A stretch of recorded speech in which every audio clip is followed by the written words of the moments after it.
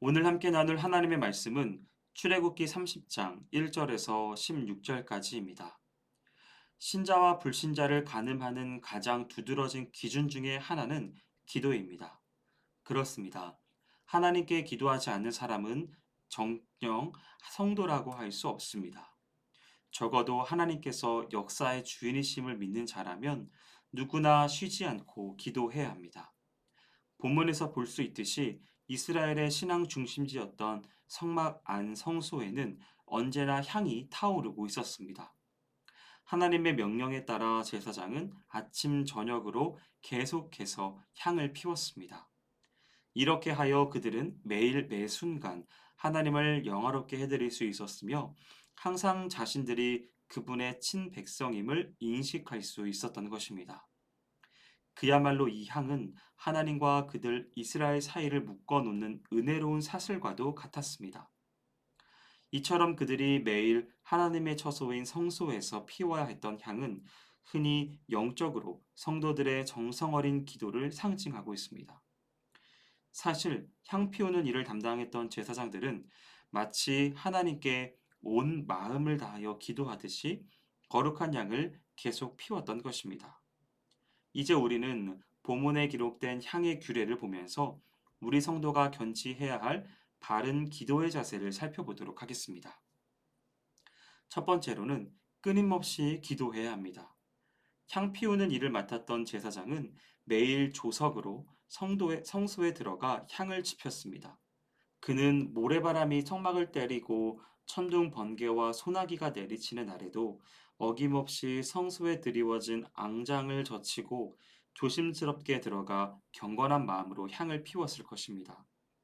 실로 향 피우는 일은 인간의 의사에 따라 해도 되고 하지 않아도 되는 것이 아니었습니다.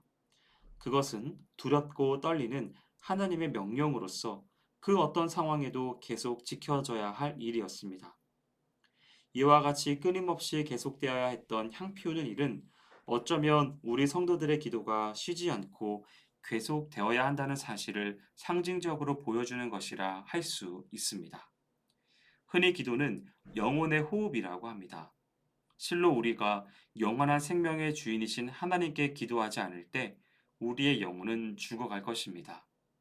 반면에 날마다 우리의 영혼의 창을 열어놓고 신령한 공기를 마시며 하나님과 격이 없는 대화의 기도를 할 때 우리의 영혼은 넘쳐나는 생명력으로 큰 힘을 얻을 것입니다. 사실 성도에게 있어서 기도란 단순히 위안과 평안을 추구하는 방편일 수만은 없습니다. 기도는 성도가 세상을 대적할 수 있는 최대 무기이며 하나님의 능력을 덧입을 수 있는 근원입니다. 그러므로 우리는 우리의 환경이 어떻게 되었든지 항상 기도에 힘써야 하겠습니다. 언제 생명을 잃을지 모르는 절박한 상황 중에서도 하나님께 밤낮 간구한 바울처럼 쉬지 않는 기도 생활로 영혼과 육체의 힘을 돋우시는 여러분이 되기를 소망합니다. 둘째는 하나님의 뜻을 따라 기도해야 합니다. 하나님께서는 날마다 향을 피우되 당신이 친히 제시한 방법으로 만들지 않은 다른 향은 사르지 말라고 하셨습니다. 그렇습니다. 아무리 인간적인 공력을 들여 만든 향이라 하더라도 하나님의 방법에 따르지 않고 제조된 것이라면 결단코 거룩한 향로에 피워질 수 없었습니다. 왜냐하면 하나님은 오직 당신의 방법과 뜻에 따라 이루어진 것들만을 기뻐하시기 때문입니다.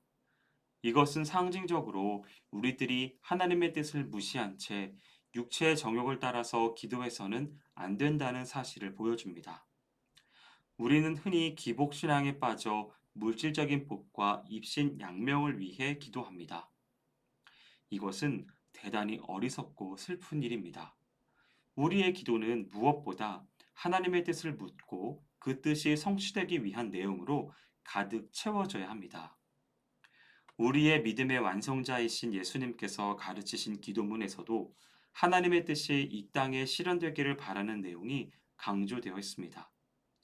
또한 놀랍게도 예수님께서 죽음을 눈앞에 두고 하나님께 드렸던 기도에도 오직 하나님의 뜻과 그분의 영광이 드러나기를 바라는 내용으로 결론 지어지고 있습니다.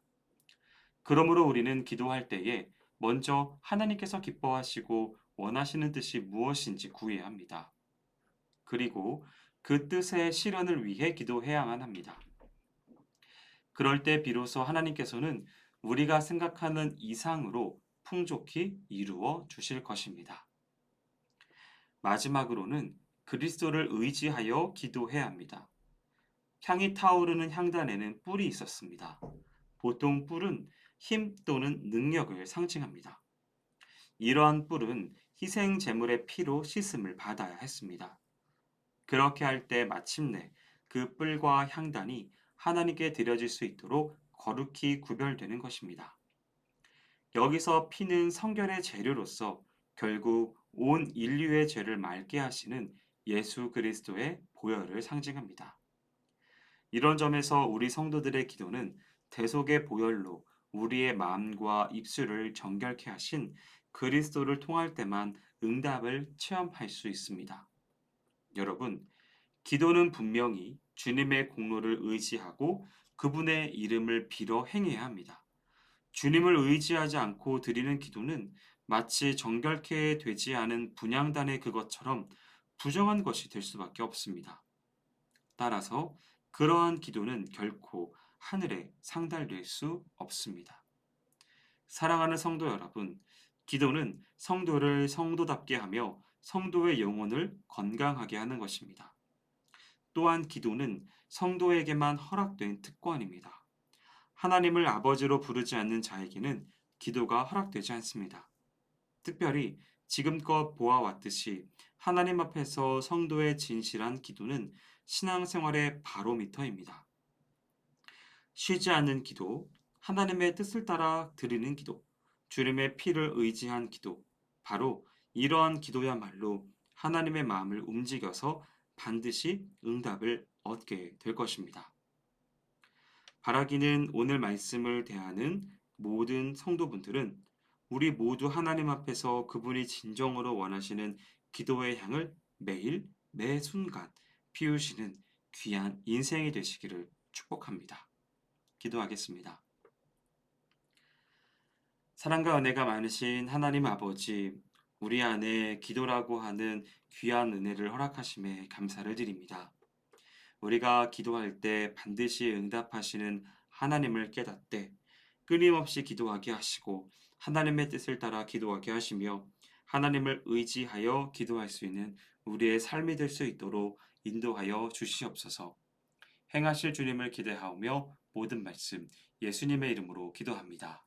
아멘.